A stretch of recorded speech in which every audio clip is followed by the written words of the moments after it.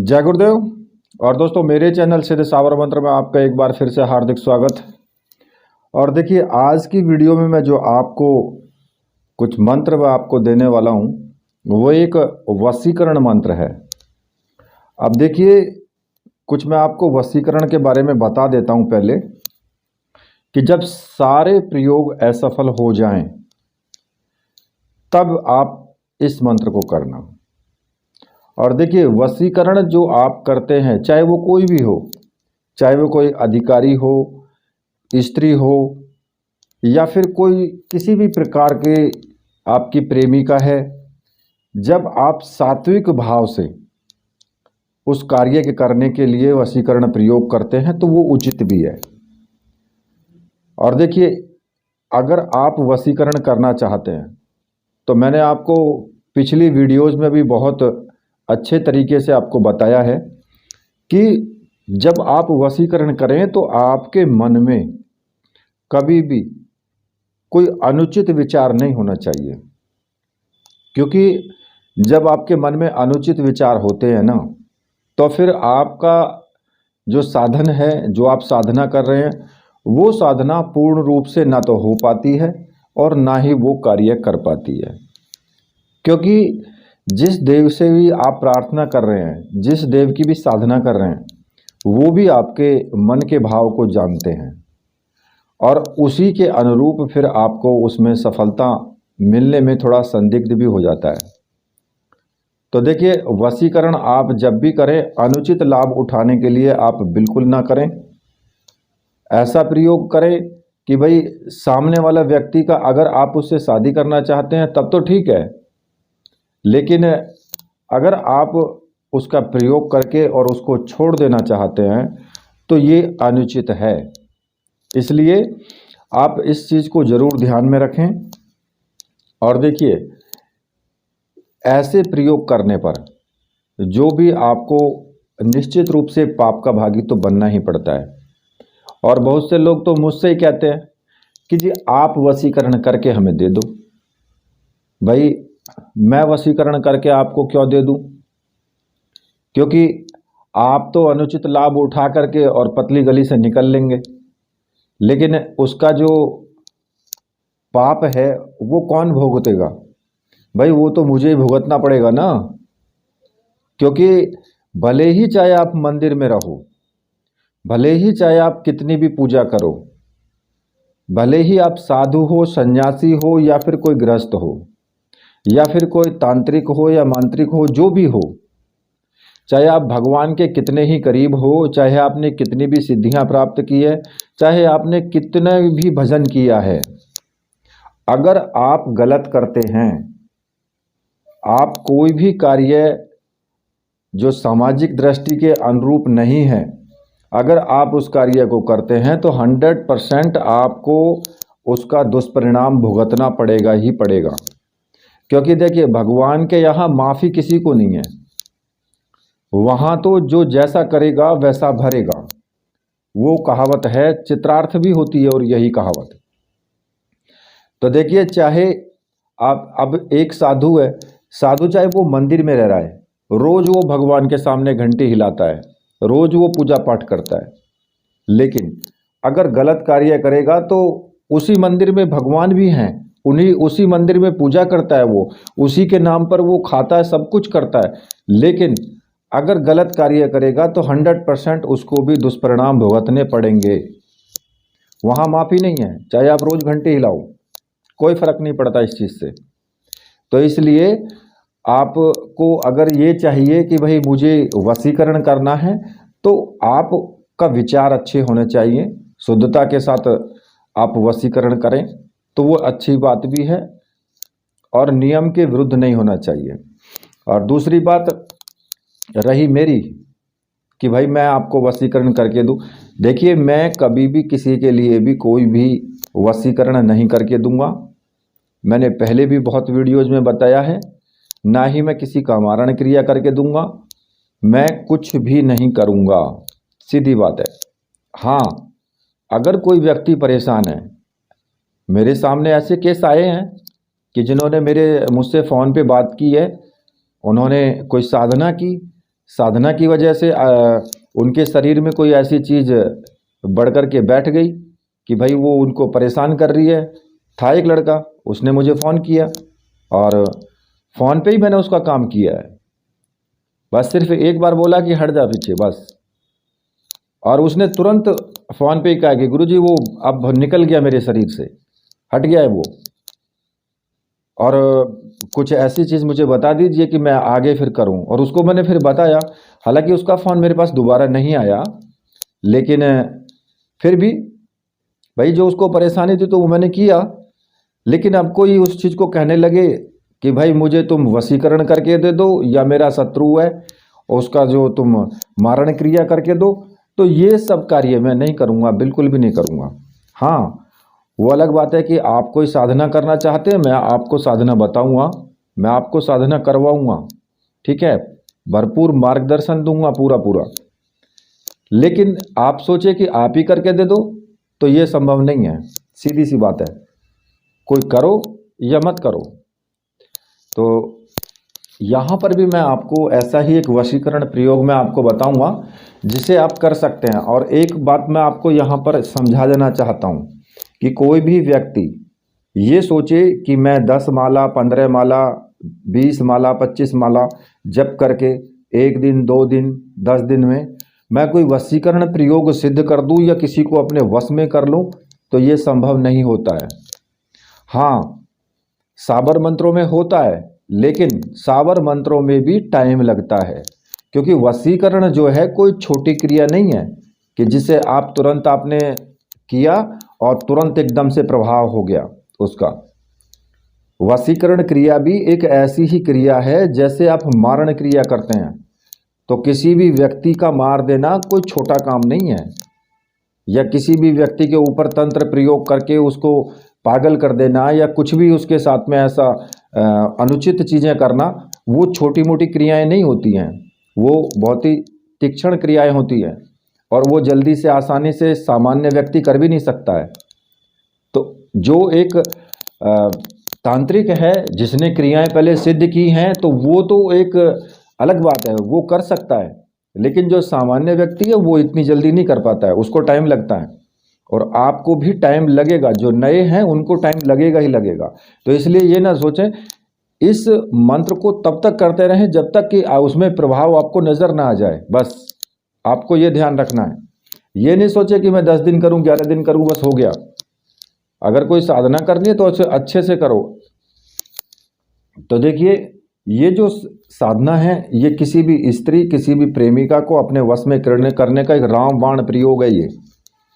और इससे आपको सफलता मिलेगी ही मिलेगी, लेकिन आपका भाव शुद्ध होना चाहिए और पूर्ण रूप से उसमें डूब करके आप साधना करें।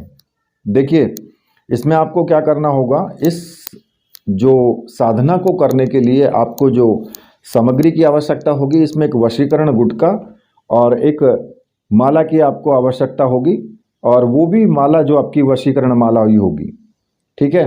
तो 2 सामग्रियां इसमें लगेंगी बस, और वो मंत्र सिद्ध प्राण प्रतिष्ठा युक्त हों। उनके लिए मैंने आपको व्हाट्सअप नंबर दिया हुआ है वीडियो में, आप वहां से मुझे व्हाट्सअप कर सकते हैं और सामग्री आप प्राप्त कर सकते हैं। सामग्री आपको 100% मिलेगी, बिल्कुल भी सोच विचार ना करें। अगर आपको सामग्री चाहिए तो आंख बंद करके आप मुझे बोल सकते हैं, ऑर्डर कर सकते हैं, कोई प्रॉब्लम नहीं है, आपको मिलेगी ही मिलेगी, ठीक है। इसके अलावा आपको जो इसमें चाहिए, एक आपके पास चंदन होना चाहिए, कुमकुम और सिंदूर, और ये चीज़ें आपको बाज़ार में मिल जाती हैं, किसी भी आप दुकान पर जाएंगे वहाँ पर आपको मिल जाएंगी, ठीक है। रही प्राण प्रतिष्ठित सामग्री की बात, तो आपको प्राण प्रतिष्ठित आपको नहीं मिल पाएगी बाज़ार में। बाज़ार में कुछ आपको मालाएं मिल जाएंगी, कुछ यंत्र भी मिल जाएंगे, लेकिन वो प्राण प्रतिष्ठित नहीं होंगे। अब अगर उनको प्राण प्रतिष्ठा आपको करवानी होगी तो भाई आपको कोई ऐसा व्यक्ति पकड़ना होगा जो कि इस क्रिया को जानता हो, और उसके बाद वो प्राण प्रतिष्ठा करेगा तो वो आपसे चार्ज भी लेगा। उसमें जो सामग्री लगेगी वो भी आपका खर्चा होगा, और जो उसमें उसकी जो टाइम लगेगा वो अपने लिए भी उसका अनुदान लेगा। तो आपको वो आप खुद करवा के देख लेना आपको कितना महंगा पड़ता है। और यहाँ पर तो लोग बोलते हैं कि जी आप आपकी सामग्री महंगी है या इसमें कुछ कम कर लीजिए। अरे भैया मैं क्या कम कर लूँ, उसमें जब सामग्री लगती है तो मैं कहाँ से मैं अपने घर से तो मैं दे नहीं सकता भाई। आप सोचे कि भैया सारी सामग्री आपको ऐसे ही मिल जाए, तो ऐसे कहीं नहीं मिलती। बहुत से लोग तो ये बोलते हैं मुझसे कि भाई कि गुरुजी बिना पैसे के तो फिर साधना ही नहीं हो सकती है। भाई अब मैं उनसे क्या कहूँ कि भाई अगर आप कहीं भी जाते हो, किसी दुकान से आप अगर चंदन भी खरीदते हो, एक माला भी लेकर के आते हो, या फिर अगरबत्ती धूप बत्ती भी लाते हो, तो भैया वो क्या फ्री में मिल जाती है? आप अगर साधना पूजा पाठ कर रहे हो, वहाँ पर कुछ फूल भी अगर ले करके आए तो वो भी आपको 10 रुपये के फूल मिलेंगे। ठीक है, तो उन लोगों से का आप ये सोचिए कि भाई अगर आप दुकान से लेकर के आए हैं, क्या वो भी फ्री में लेकर के आए हैं? बोलने से पहले सोच तो लो कम से कम। तो कुल मिलाकर के ये है कि भैया आपको पसंद आए तो लो, नहीं आए तो मत, कोई ज़रूरत नहीं है। आप मैंने साबर मंत्र दिए बहुत सारे, आप वो कर सकते हो। ठीक है, तो ये जो साधना है ये आपको किसी भी शुक्रवार से शुरू करनी है, जब आपके पास ये सामग्री आ जाएगी। और शुक्रवार से आप किसी भी वक्त ये साधना कर सकते हो। ऐसा ज़रूरी नहीं है कि आप इसको रात्रि में ही करोगे।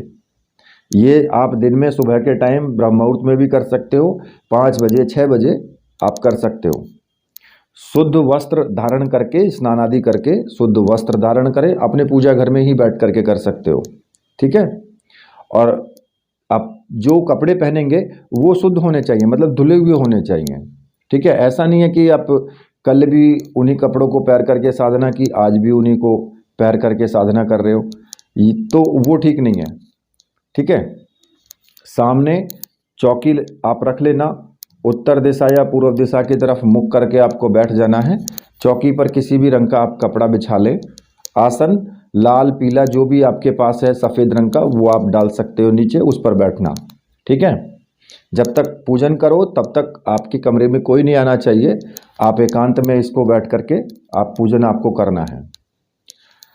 अब जब इतनी सभी चीज़ें आपके सामने हो जाएंगी, और ये जो साधना है ये आप भगवान शिव को गुरु मान करके भी कर सकते हो। अगर आपके गुरु कोई नहीं है तो भगवान शिव को गुरु मान करके कर सकते हो आप साधना। और गुरु हैं तो फिर बड़ी अच्छी बात है, फिर तो कोई बात ही नहीं है। आपको अगर गुरु मंत्र आपके पास है तो ठीक है।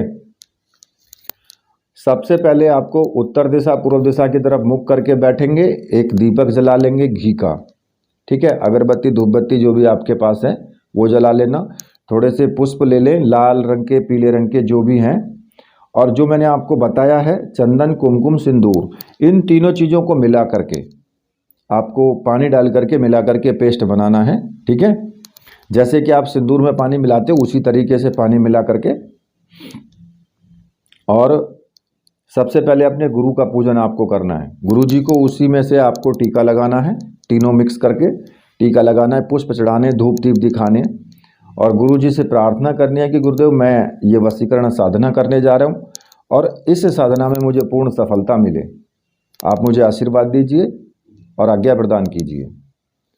और देखिए, अगर भगवान शिव को गुरु माना है तो उसी प्रकार से भगवान शिव की प्रतिमा की आप पूजा करेंगे, भगवान शिव का पूजन करके, और उनसे आप आज्ञा लेंगे। ठीक है, और अपने गुरु मंत्र का एक माला का जाप आपको कर लेना है। अपनी गुरु माला से ही कर सकते हो। भगवान शिव को गुरु माना है तो ओम नमः शिवाय इस मंत्र का आपको जाप करना है।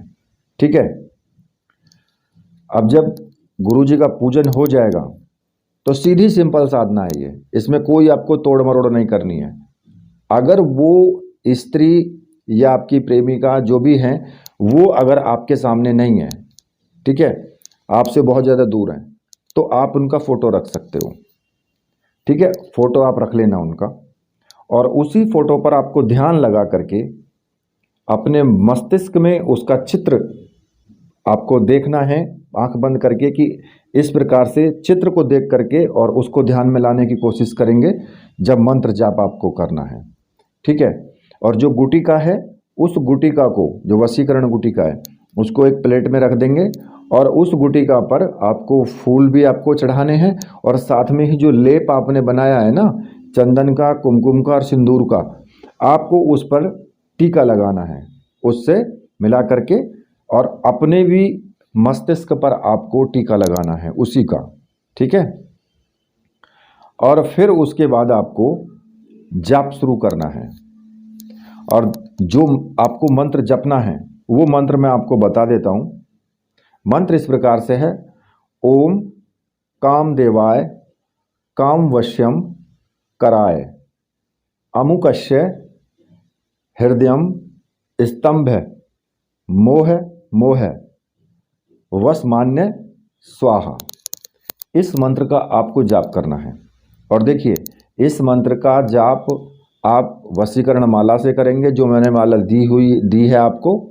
उस माला से आप चाहे 11 माला करो, चाहे 21 माला करो, वो आपके ऊपर डिपेंड करता है। जितना ज़्यादा आपका मंत्र जाप होगा डेली का, उतनी ही जल्दी आपका कार्य भी होगा, ठीक। जितना कम मंत्र जाप करोगे उतना ही आपको ज़्यादा टाइम लगेगा।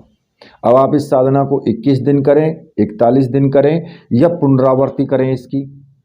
कई बार ऐसा होता है, एक बार आपने 21 दिन कर ली, आपको प्रभाव नज़र नहीं आया, तो फिर इसी सामग्री से जो मैंने आपको दी है, इसी सामग्री से आपको दोबारा से फिर अनुष्ठान करना है, ठीक है।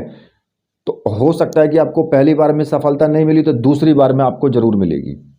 और जो अमुकस्य शब्द आया है मंत्र के अंदर, वहां पर आपको उस स्त्री या प्रेमिका का आपको नाम लेना है, जिसको आपको वश में करना है। उसका नाम यहां पर लेंगे आप मंत्र जाप करते टाइम, ठीक है। और उसका फोटो सामने रख करके, उसको देख करके आपको मंत्र जाप करना है अपने माइंड में, अपने दिमाग में।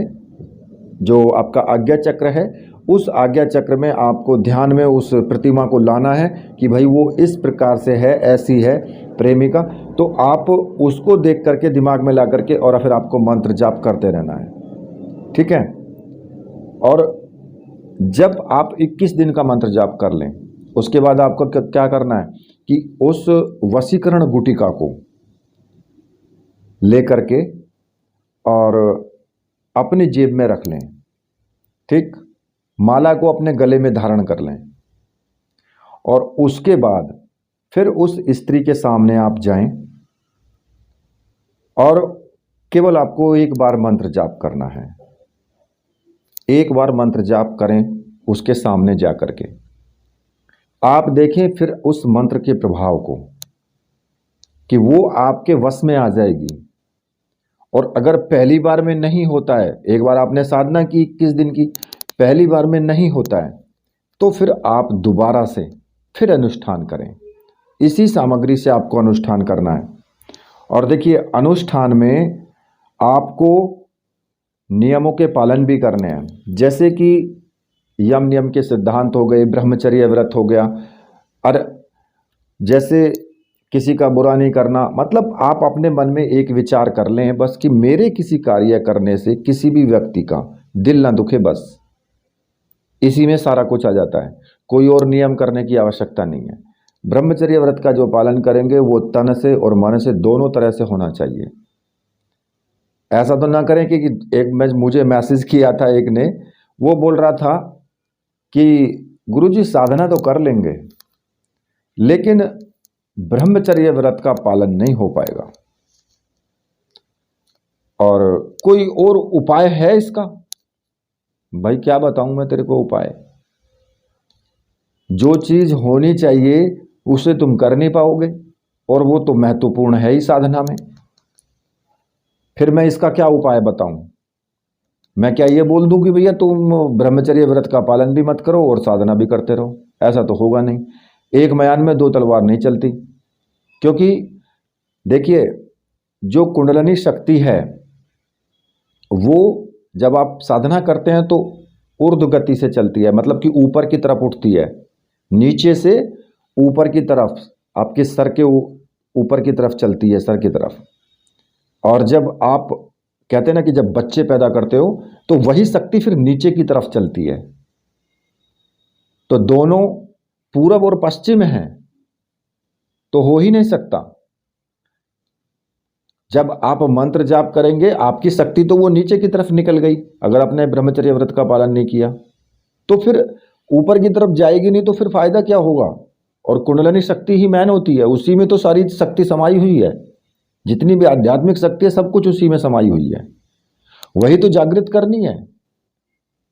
तो फिर ऐसा कैसे हो सकता है? खैर, उसकी समझ उसकी जगह, मैं आपसे जो बोल रहा हूँ वो आप कार्य करेंगे, ठीक है।